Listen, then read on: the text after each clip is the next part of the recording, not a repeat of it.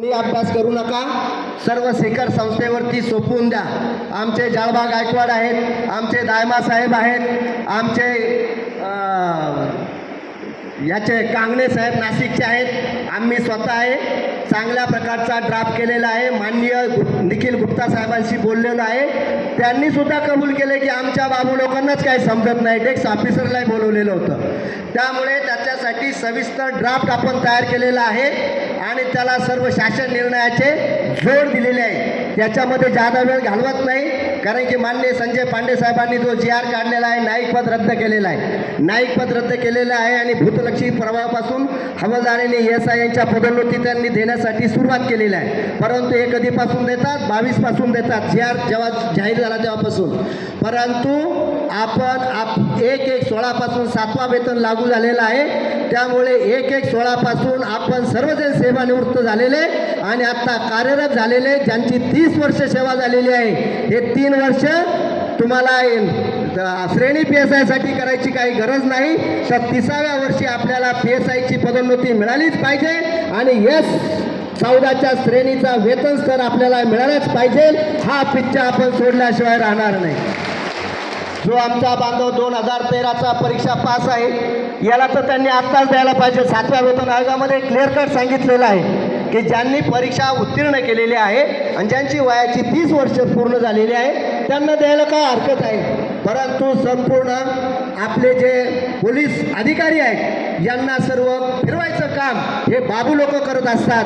परंतु आम्ही महाराष्ट्रातील 8 दिवसामध्ये जर मुख्यमंत्री, उपमुख्यमंत्री आणि शुक्ला मॅडम, पोलीस महासंचालक यांनी आमच्या या मागण्यांची दखल घेतली नाही तर हा आमचा राज्यातील सर्व पोलीस बांधव 8 दिवसानंतर राज्यभर निवेदन महाराष्ट्रामध्ये करणार. यांना जोपर्यंत मागण्या मिळत नाही तोपर्यंत आम्ही पिच्चा सोडणार नाही.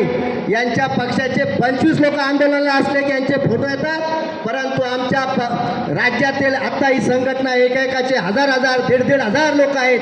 त्यामुळे प्रत्येकजण कलेक्टर ऑफिस, SP कार्यालय आणि पोलीस आयुक्त कार्यालय या ठिकाणी आपण आपले जे महत्त्वाचे प्रश्न आहेत त्याबाबत निवेदन दिल्याशिवाय सोडणार नाही. त्यासाठी मला तुमची साथ हवी आहे मित्रांनो. त्यानंतर खुल्लर समितीमध्ये अनेक दोष आहेत. हवालदार आणि नाईक पदाची वेतन स्तर आपल्याला एकच दिलेला आहे. जाळबा गायकवाड आम्ही त्याचा पूर्ण अभ्यास केलेला आहे.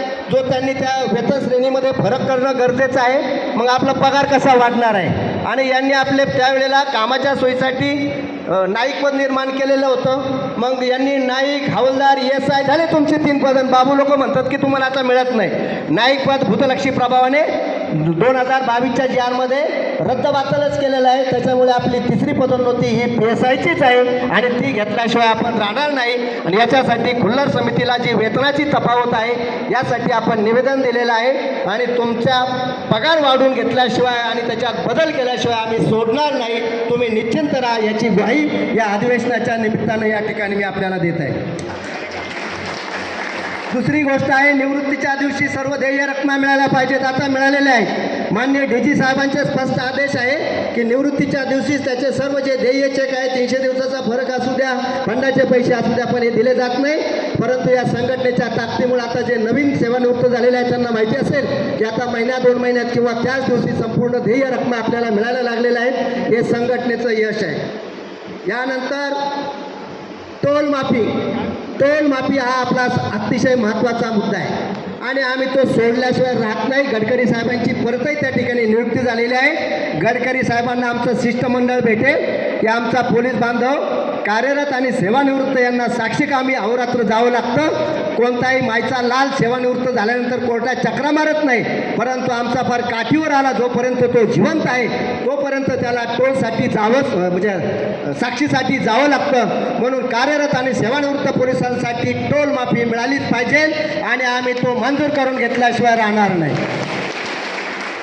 नंतरचा जो महत्त्वाचा प्रश्न आहे, पोलीस दलातील कॅन्टीनवरती ज्या 50% माफ झालेला आहे, हे आपल्या संघटनेचं काम आहे मित्र. कॅन्टीन सुरू झाले तेव्हा आम्ही स्वतः वृंद परिषदेमध्ये होतो. पोलीस कॅन्टीन सुरू झालं आहे तोही आमचा मुद्दा आहे. त्यामुळे आत्ता 50% GST परंतु आपल्याला 100% GST केंद्राप्रमाणे माफ व्हायला पाहिजेत आणि सर्व वस्तू या कमी किमतीत मिळाले पाहिजेत. याच्यासाठी आम्ही आग्रह आहोत आणि ते आपल्याला मिळवून दिल्याशिवाय आम्ही राहणार नाही. 8 तासाच्या ड्युटीचा मुद्दा मी आपल्याला सांगितलेलाच आहे. राष्ट्रपती पदक धारकांना महाराष्ट्र शासनाकडून विशेष सुविधा व आर्थिक लाभाची तरतूद करावी लागते. फक्त 15 ऑगस्ट आणि 26 जानेवारीला जाहीर होतं, पेपरला येतं, बाकी कोणी पाहत नाही. जे राष्ट्रपती पदक धारक आहेत त्यांना रेल्वेची सुविधा असताना सुद्धा दिली जात नाही, विमानाची सुद्धा सुविधा दिली जात नाही. यासाठी आम्ही रेल्वेवरती आंदोलन करू, परंतु आमच्या बांधवांना सन्मानाची वागणूक द्या आणि अधिकच्या सुविधा कशा घेता येईल, आर्थिक लाभ सुद्धा कसे देता येईल याबाबत आम्ही मागणी करणार आहोत. नंतर 5व्या व 6व्या वेतन आयोगामध्ये नाईक पद आणि हवालदार पद यांची कर्तव्य आणि जबाबदारी वेगळे आहेत. हे तुम्हाला मी यापूर्वीच विवेचन केलेलं आहे. तर त्याचा वेतन स्तराची जी तफावत आहे ती दूर करून तुम्हाला आर्थिक लाभ मिळवून दिल्याशिवाय राहणार नाही.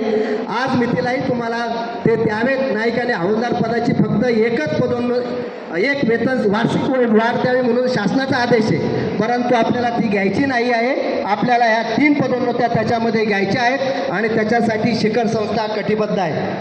नंतर 1 जुलैचं तर दिलेलं आहे, जे कोर्टात गेलेत त्यांना संपूर्ण देण्यासाठी आम्ही कटिबद्ध आहोत. संपूर्ण फरकासह ते मिळवून देऊ हे मी यापूर्वी सांगितलेलं आहे. नंतर पोलिसांना सेवापटाची झेरॉक्स प्रत तुम्हाला सगळ्यांना मिळाली पाहिजे.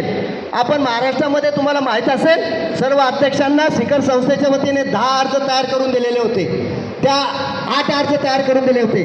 त्या 8ही अर्जामुळे 10-20-30 असू द्या किंवा सेवापटाची झेरॉक्स असू द्या किंवा कोणताही प्रश्न असू द्या, आपले सर्व प्रश्न मार्गी लागलेले आहेत. सेवापटाची झेरॉक्स प्रत आपल्याला मिळायला लागलेली आहे. अजून कोणत्या जिल्ह्याला जर मिळाली नसेल तर अध्यक्ष या नात्याने माझ्याशी किंवा कोणत्याही पदाधिकाऱ्यांशी संपर्क साधा.